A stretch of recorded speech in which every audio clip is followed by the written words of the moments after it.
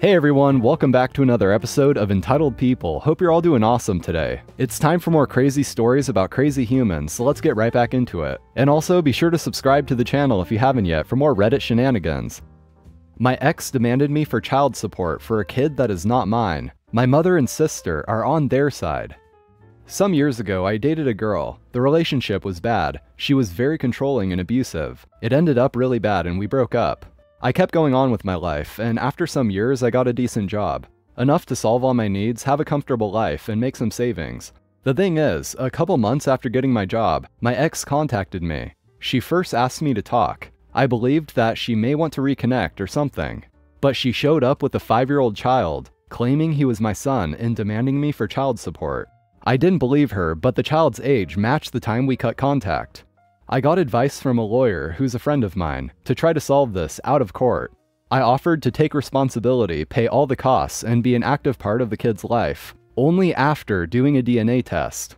Everyone was okay with this, except for my ex. She acted offended and demanded to just give her the money she deserved. She used all the excuses she could, even contacted my family to tell them I was trying to avoid taking responsibility of her child. She ran out of excuses and the DNA test was finally done. And surprise, I'm not the father. She was so mad with the result and cried about the money, saying it was unfair and she deserved it. But she didn't accomplish anything. Moving on to last week, there was a little party at my parents' house. My brother, a friend, and I were talking, and my brother started to joke about the situation with my ex. My friend and I started to joke about it too. Some of our comments were a little dark and bad, but we were far away from the rest of the people. Literally, we were on the opposite side of the house, and nobody else could hear us. At least, that was what we thought. We were laughing like crazies when my sister appeared, very angry, and pushed me against the wall. She was spying on us and heard our conversation, and she was really mad. A few hours later, when the party ended, she asked me to go to the kitchen with our parents, and she started to say how awful I was for the previous situation. Apparently, my ex had been in contact with her, and she believed her version, and that was her way to have an intervention. My brother and I were like, "Are you serious?" When she started to say how I forced my ex into being a single mother, and that I have the moral obligation to help her. My dad only said that we maybe were being too cruel, making jokes about her, but that I wasn't responsible for that kid. My mom then surprised all of us when she said, "Even if the kid is not yours, you are making more than enough money to support that child. You should have helped her." Since then, I had been receiving texts. My dad and my brother are on my side, saying I'm not responsible for her. But my sister is telling me how horrible I am for ruining their lives. My mom only said, "It's your decision and I respect it. I'm just very disappointed that you ended up being so selfish." I'm aware that she doesn't deserve my money and I'm not planning to give her any. But the constant harassment from my sister trying to guilt me is just exhausting. Okay, let's lay it all out here. Based off the kid's age, he had to have been conceived when OP and her were in a relationship. They get a DNA test, and it's not OP's kid. Therefore, she cheated on him and got knocked up.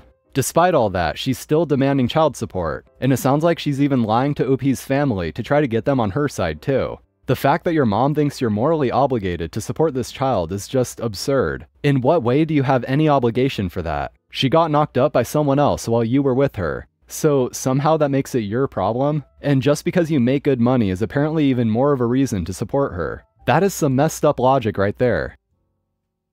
For context for this next story, it was originally posted in Tales from the Front Desk, so OP is a hotel worker. This one's called "I Really Hate Fake Service Dogs." I really hate fake service dogs. For one, it gives real service dogs a hard time. Both because there are other untrained dogs around, and people are more skeptical of people saying their dog is a service dog because of fakes. I've probably dealt with 100 dogs someone claims are service dogs. I'd say probably 2 were ones I'd consider an actual service dog. For the non-hotel people, when a guest brings a service dog, you may not ask for papers, you may not require them to wear a vest, and you are very limited on the questions you may ask. There are only 2 questions you can ask, and they are, do you need this animal because of a disability? And what tasks has this animal been trained to perform? And that's it. They have to answer yes to the first. And in the second, they must describe some task, like it guides the blind, it protects my head during a seizure, or it reminds me to take my medication. Many people used to answer emotional support or comfort animal, but those are not tasks recognized by the ADA and do not count as service animals. Most people have learned the tricks by this point and just throw out a task. So anyway, today someone is checking in with a dog, so I'm called to come ask the questions. I don't make regular agents ask the questions as it's hard to know all the other regulations, and people can be very combative about answering anything about their fake dogs, so I have them call me or another manager. The conversation goes like this. I say, "Do you need this animal because of a disability?" Hesitation. Disability? Yes, I guess. Okay, what tasks has it been trained to perform? Well, I called and they said service animals are fine. Yes, we allow service animals, and the ADA has guidelines for verifying them, and one is to identify the task the animal has been trained to perform. Well, we have a card and paperwork, said the guest. Sir, I don't need that, and am in fact not allowed to ask for a license and paperwork. I just need to know the task the animal has been trained to perform. I'd rather not say. We don't like to talk about it, said the guest. Okay, but without a task, I have to charge a $250 pet fee. But it's a service animal. Okay, but what task has it been trained to perform? But we have a card, we don't have to answer that. Okay, does the card tell me what task it is trained to perform? I don't know. Okay, let me see. But to be clear, I am not requiring a license. I just need to know the task. Guest hands me their little card you can order online for anyone. I look at the card and clearly written on the card is, hotels may not ask for proof and may only ask 2 questions. Is this animal for a disability and what tasks is it trained to perform? And I say, sir, the card clearly says you were required to let me know the task the animal has been trained to perform. Well, I forget what the task is called, said the guest. At this point, I am beyond over it. Frankly, I never really care if it's fake. We are always allowed to charge for damage, and we can evict disruptive dogs too. All I want is for them to say yes, and give me whatever task they Googled is acceptable, so I can put it in the notes as a cover my ass move in case there are issues. So I say to him, well, let's do this. Go to your room and look up the task and let me know in an hour. Basically hinting, go Google something so I can add notes. Guest huffs, but accepts, and I finish their check-in. He returns 30 minutes later and I'm called up front. Okay, sir, what tasks has this animal been trained to perform? Well, I have bipolar and... Sir, stop. I don't need to know anything about your medical condition. I just need to know the task the animal performs. Well, I have a disorder and... Sir, again, I don't need to know your condition. Just the task. Well, can you just put comfort animal? At this point, I don't even care. They are only a one-night stay. And I say, okay, sir. Please remember the animal may not be left unattended in the room, and if there are any damages, we will charge the card.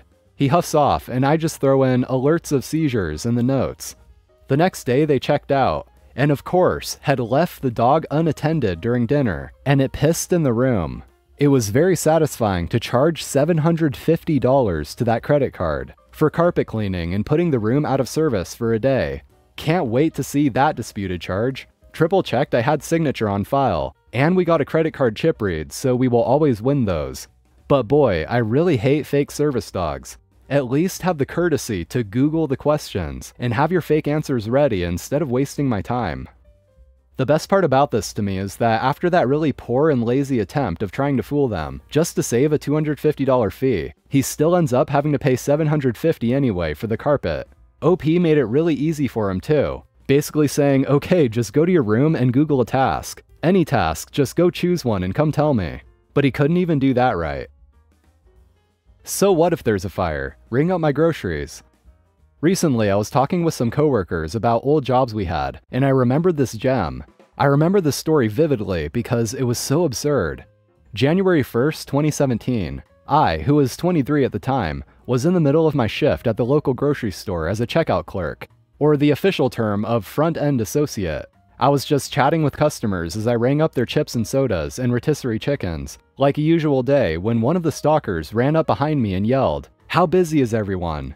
Confused, I simply gestured to my line of people, but he had our attention since he never did anything like that. My manager says, "Why do you ask? Everything okay?" And the stalker responds with, "Once you're all finished with your current customers, everyone needs to leave. There is a fire in the back."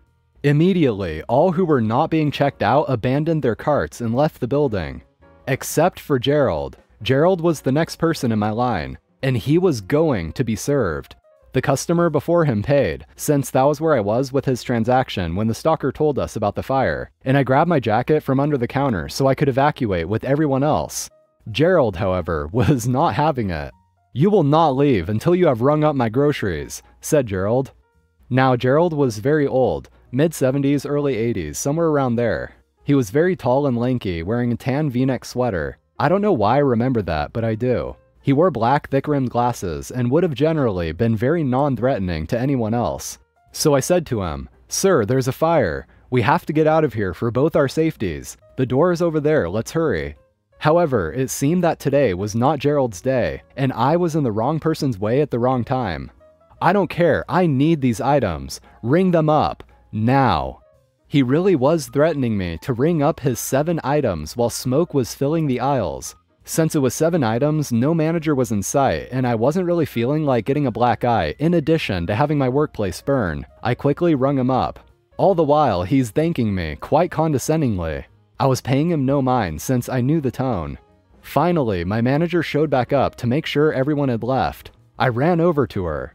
"Manager, please help me. This guy won't let me leave," I said. What do you mean won't let you leave? Did you tell him about the fire?" "He said he doesn't care." "Oh my god, absolutely not. OP, you go outside with everyone else and wait for the firefighters. I'll take care of this." I went to grab my things again, and while I was leaving, I could hear them both yelling. "Where is she going? She has to finish," said Gerald. "Sir, there is a fire." "A fire! You have to leave," said my manager. "No, I still have to pay." "You have got to be kidding me. I'm a manager, you can have it. It's free, just get out of here." "This is terrible customer service. I'm never coming back," said Gerald. I met up with the rest of the staff in the parking lot, and they asked what took me so long. So of course I told them. My manager came out and confirmed the story. We never did see Gerald again. About the fire, it was actually pretty contained on its own. It was in a closed-off area opposite the bathrooms and was surrounded by tile walls that blocked the food from the sparks. We were able to get back to work after it was put out, starting with putting back all the abandoned carts full of food. As for what caused it, it seems the chickens used to make rotisserie chickens weren't stored properly, so they started to thaw prematurely.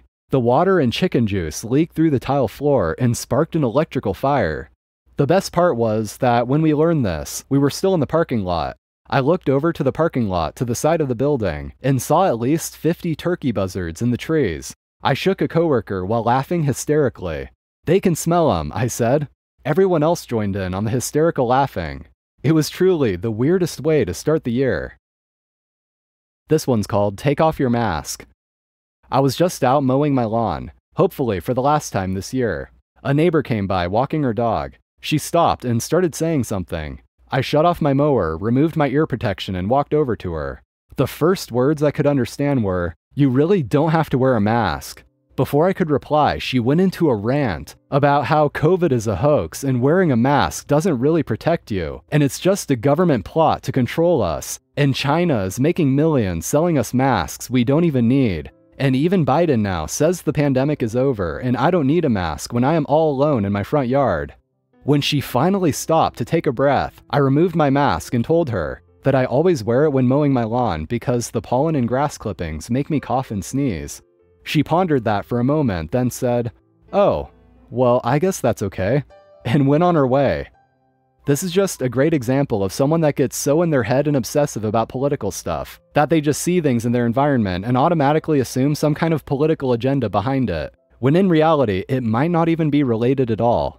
A lot of people in many Asian cultures will wear a mask in public when they just have a cold or something, just out of respect and not wanting to give other people a cold. Some people will also wear a mask if they live in a very dense city with a lot of air pollution. The reason I say this is that that's just an example of something that's not related to a COVID discussion, but someone on the outside that wants to argue with someone about something they disagree with will look for this kind of stuff. Anyway guys, that's it for today. Thank you for watching, I appreciate it. Drop a like on the video to help me out with the algorithm, and subscribe for more. Have a beautiful day everyone, take care, and I'll see you next time.